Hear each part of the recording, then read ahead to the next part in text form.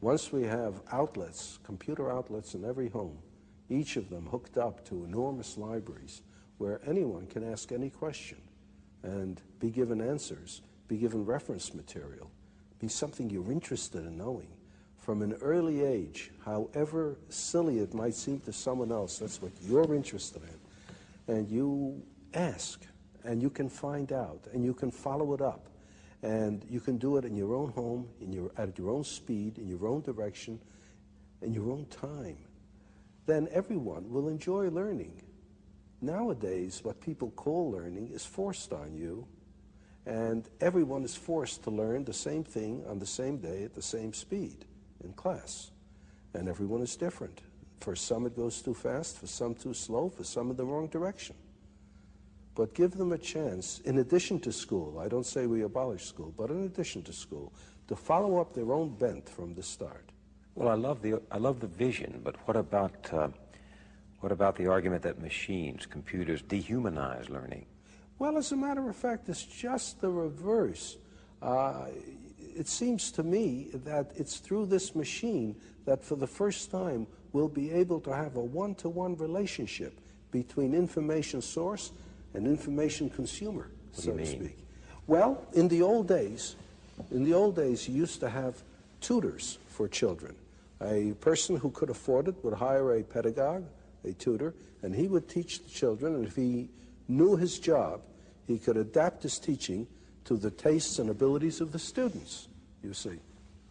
But how many people could afford to hire a pedagogue? Most children went uneducated. Then we reached the point where it's absolutely necessary to educate everybody. But the only way we could do it is to have one teacher for a great many of students, and in order to organize the situation properly, we gave them a curriculum to teach from. So how many teachers are good at this too? Like in everything else, the number of teachers is far greater than the number of good teachers. So we either have a one-to-one relationship for the very few or a one-to-many relationship for the many. Now there's a possibility of a one-to-one relationship for the many. Everyone can have a teacher in the form of access to the gathered knowledge of the human species. Through the libraries that are connected to the computer. That's right. On my desk in my home. Right. I can sit there and call up, well, what if I want to learn only about baseball? Well, that's all right. You learn all you want about baseball, because the more you learn about baseball, the more you might grow interested in mathematics to try to figure out what they mean by those earned run averages and the batting averages and so on. You might, in the end, become more interested in math than baseball if you follow your own bent and you're not told. On the other hand, someone who is interested in mathematics may suddenly find himself very enticed by the problem of how you throw a curved ball. And he may find himself engaged in sports physics, so to speak. Well, why not? Why not? But you know, Dr. Asimov, we have such a spotty, in fact, we have such a miserable record in this country of providing, say, poor children, even with good classrooms. And I wonder if our society can ever harness itself to provide everyone, including poor children, with good computers. Perhaps not at the very start, you know, but it's like asking yourself, is it possible to supply everybody in a nation with clean water? Now, there are many nations where it is impossible to get clean water except under very unusual circumstances.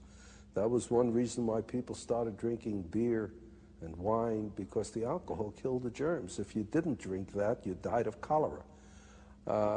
But there are places where you can supply clean water for nearly everyone.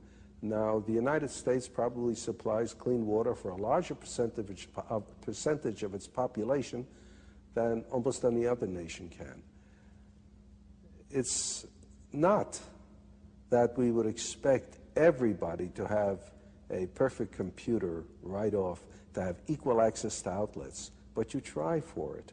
And with time, I think more and more will. Just as, for goodness sakes, when I was young, very few people had automobiles, very few people had telephones in the home. Almost nobody had an air conditioner. Now, these things are very common indeed, almost universal. It might be the same way. So you're, in a sense, every student has his or her own private school. Yes, and it belongs to him or her.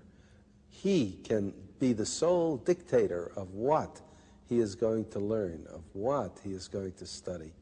Mind you, this is not all he's going to do. He'll still be going to school for some things that he has to know. Common knowledge, common database. Right, and interaction with other students and with teachers. You can't get away from that. But he's got to look forward to the fun in life, which is following his own bent. This revolution you're talking about, personal learning, it's not just for the young, is it? No, that's a good point. No, it's not just for the young. That's another trouble with education as we now have it. It is for the young, and people think of education as something that they can finish. And what's more, when they finish, that's a rite of passage into manhood. Real world. Right. I've finished with school. I'm no more a child. And therefore, anything that reminds you of school, reading books, having ideas, asking questions, that's kid stuff.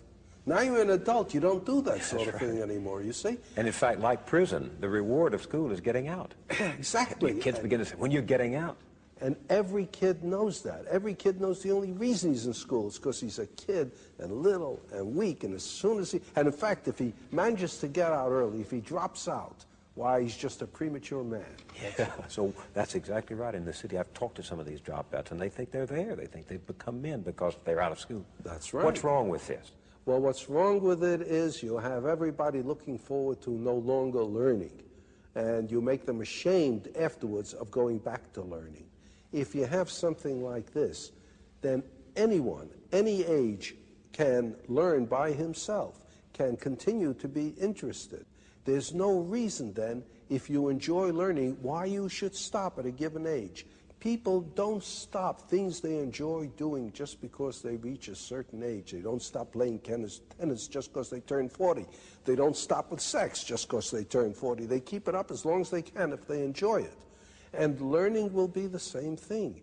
The trouble with learning is most people don't enjoy it because of the circumstances.